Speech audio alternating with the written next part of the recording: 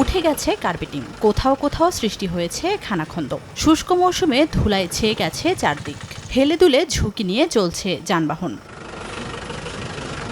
দীর্ঘদিন সংস্কারের অভাবে বেহাল দশা পিরোজপুরের নাজিরপুর উপজেলার নাজিরপুর বৈঠাকাটা সড়কের। সমস্যা সমাধানে ২০২৪ সালে সংস্কারের কার্যাদেশ হয়, যার দায়িত্ব পায় মেসাস ইফতি ইটিসিএল প্রাইভেট লিমিটেড নামে একটি ঠিকাদারি প্রতিষ্ঠান।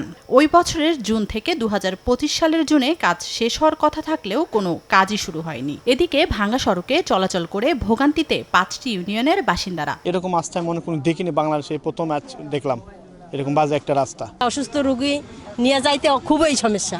এই রাস্তার এমন একটা বিহাল দশা, কোনো অ্যাম্বুলেন্স যদি খবর দেওয়া হয় আমাদের এই রাস্তায় আসে না।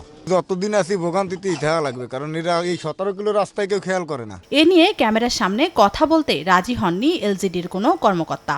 তবে উপজেলা প্রশাসক বলছে প্রকল্পটিতে দুর্নীতির অভিযোগ থাকায় কাজ বন্ধ রয়েছে। দুর্নীতির অভিযোগ যেই প্রকল্পগুলোতে রয়েছে সেই প্রকল্পগুলোতে আপাতত বরাদ্দ স্থগিত রয়েছে।